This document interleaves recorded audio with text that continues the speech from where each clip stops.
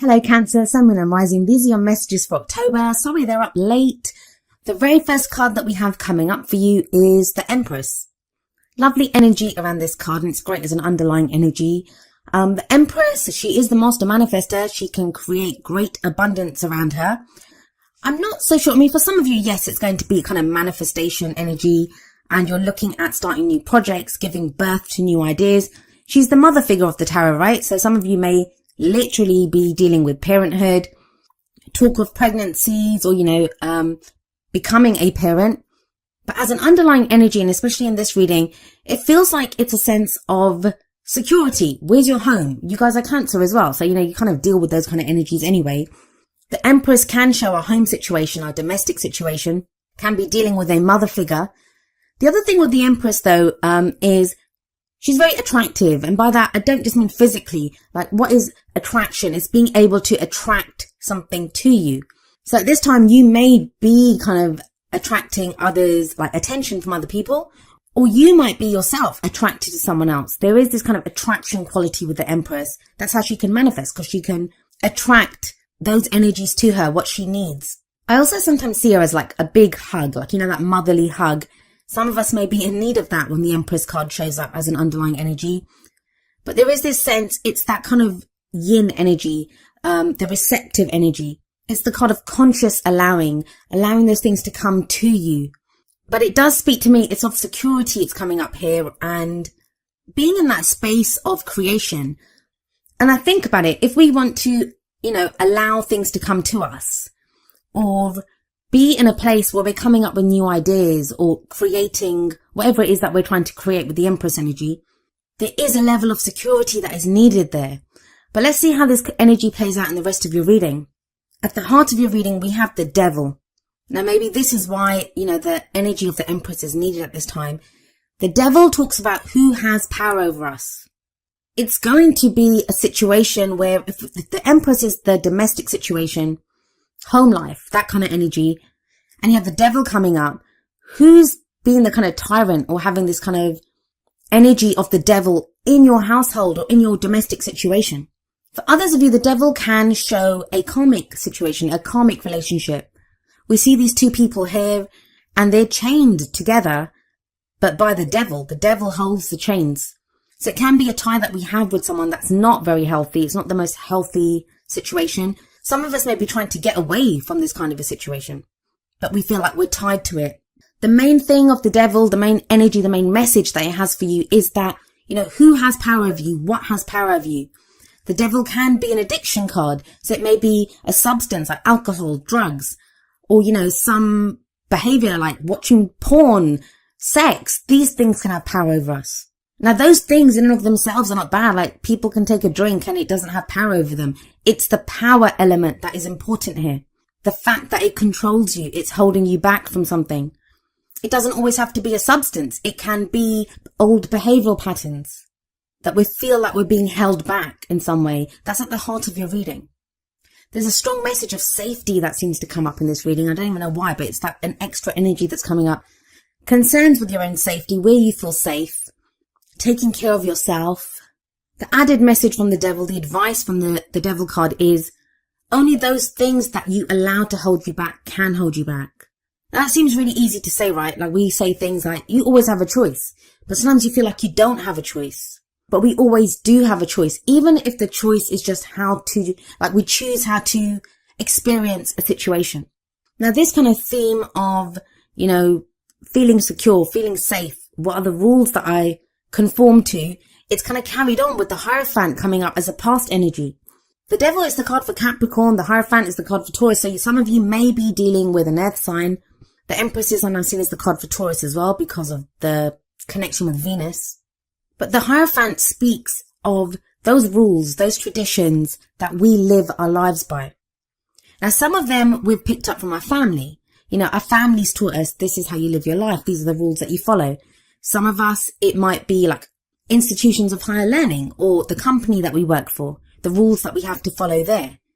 Some of these are societal rules. If this message is resonating at a romantic level for you, like, the rules of society that you can't date someone of this age, or you can't date someone from a different culture, like, those rules that we pick up.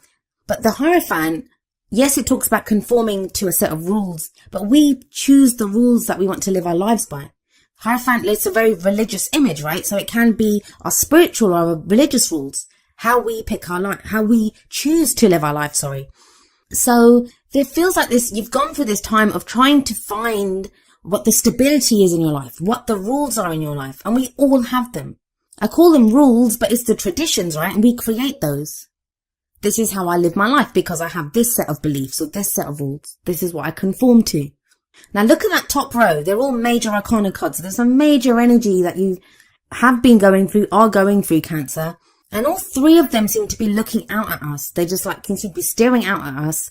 The Empress, for me, that's home life. The Devil, who has power over you? What's holding you back? The Hierophant, these are the rules that you have to follow. So there's a kind of oppressive, kind of major, heavy energy going on there. If this is work, with the Devil holding those two people, that kind of balance there, this can be, what's your work-life balance? Are you giving too much to one area and not enough to the other?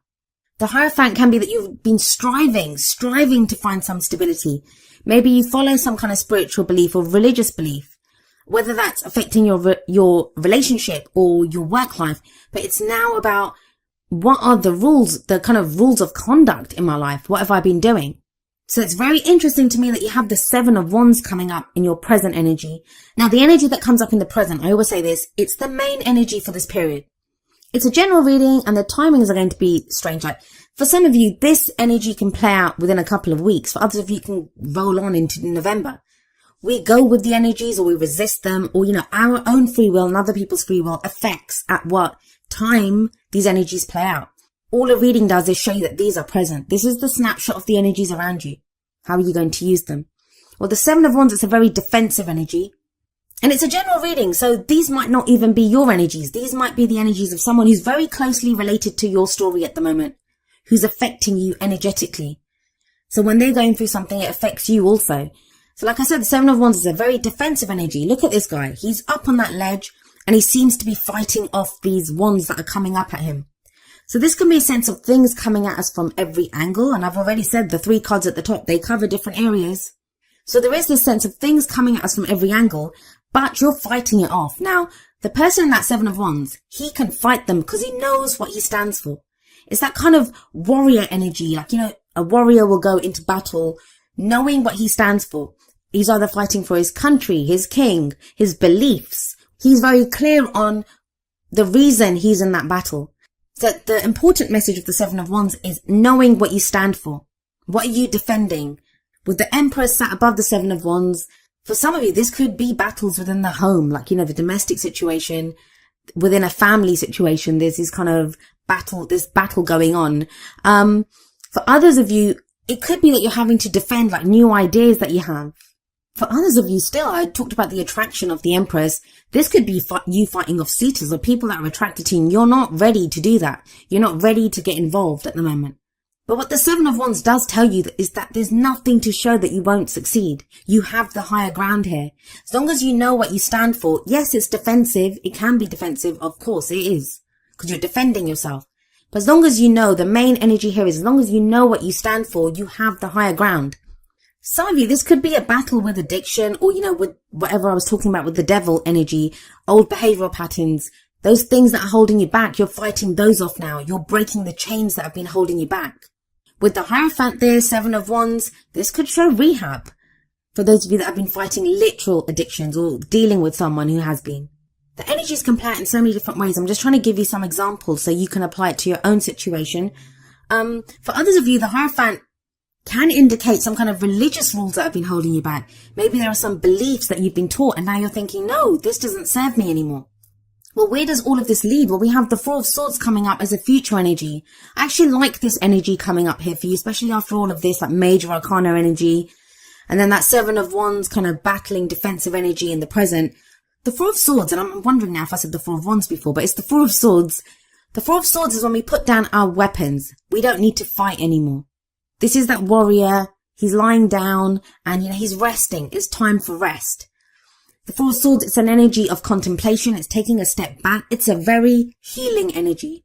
It's when we can recover after the battle. Allow that healing to take place. And you're going to need it. I feel like you need it, but it's a good pause. It's a brief period of rest. Now we have the Devil sat above this, so it does feel like whatever that Seven of Wands defensive kind of battling energy is, it's connected to the Devil, obviously. But you take a break from this. So whatever it is that's been holding you back, it feels like you've successfully fight it and you are able to now rest, heal. Four of Swords can be a very kind of meditative energy where you might go within, like even if it's just an act of meditation. Now, it doesn't say that you don't get involved with people or you're alone. That's not the energy of the Four of Swords. Sometimes people connect it with the Hermit where, we're alone. It's not that. It can be just maybe if there's been an inner battle even with that Seven of Wands, like you're fighting yourself to say, what is it that I believe? What is it that I want? Where is it that I find home? Some inner demons that you have, or inner devils with the Devil card there. It feels like you do that and then you take a break. And we all need that, right? Every warrior needs to rest after a battle. So what's the advice for you? Well, we look to the crowning energy for that. And this card speaks of those things that we want. How do we manifest our goals, our aims, our ambitions? You have the Queen of Cups here. She's a very loving energy. She's a very nurturing energy. She has that cup that she offers out, her cup of love or friendship even, but she offers it out.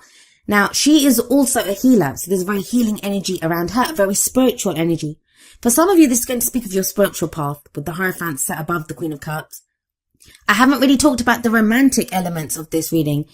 If it is that, with the Hierophant there, the Hierophant can show commitment. So maybe you committed to someone, but then it became very defensive with that Seven of Wands. Now, that can be you and your partner together have had to fight off other things, and you've had to decide what you stand for together. For others of you, that could be battles within the relationship. In which case, that Four of Swords can show a break there. Like, there's a rest from the arguments. There's healing that comes in. I want to say this about the Queen of Cups. Most of the readings, I'd say more than half of the readings at the very least, they either got the King of Cups or the Queen of Cups. Or in the Oracle cards, they got the equivalent. I think it's from the Energy Oracle cards, the man holding a heart or the woman holding a heart. They're the equivalent of the King and Queen of Cups. So it feels like a lot of people are looking at how they're feeling at this time. It's very much about feelings. Who you're offering your feelings to. What are you committed to? What's making you happy? Where's your emotional happiness coming from? Now, I like the Queen of Cups here for you because it is your energy. The Queen of Cups can represent a water sign, which is Pisces, Cancer, or Scorpio. So in your own reading, this is going to be you coming back to who you are, who you truly are at an emotional level. Has someone been trying to get you to be someone else? Has something been holding you back and you've not been able to express yourself emotionally? I did say the energies can work both ways. Is this someone that you've been waiting for? Is this someone that you've been fighting for?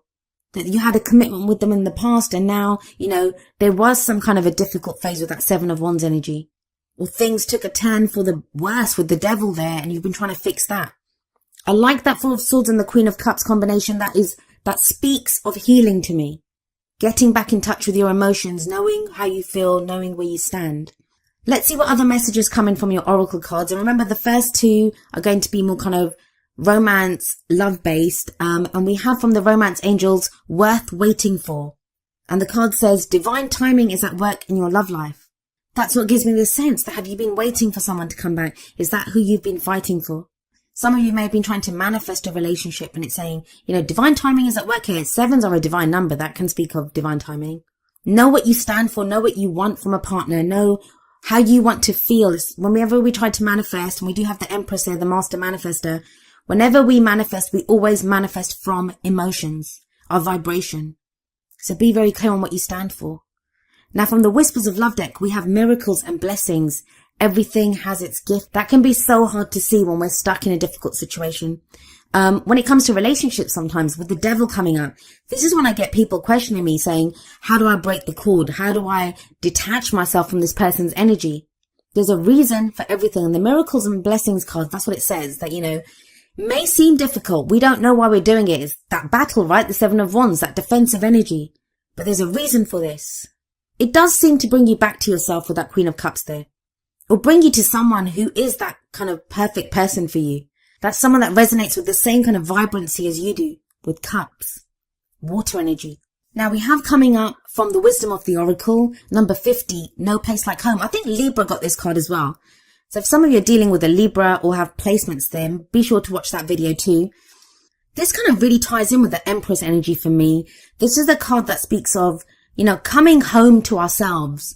Who is the authentic us? It's like the Queen of Cups energy too for you. It's a place where we just fit, where we feel comfortable, where we feel at home. Being comfortable in our own skins. That even if around us, like there could be turbulence, our home environment is, there's turbulence here with that Seven of Wands coming up underneath the Empress. If that energy is going on, we can still find a safe place within ourselves. What is home? Home is a place that offers us security and safety, right? It's where we can rest, Four of Swords energy. So if there's been this kind of need that, around you, you've not felt safe. And that doesn't just have to be in a home environment, in a relationship, in a work situation. There's been this kind of sense of having to fight for where you are, having to fight for whatever it is that you stand for. The No Place Like Home card, it indicates that, you within yourself, you have a place that you can call home, a place that you can call your own.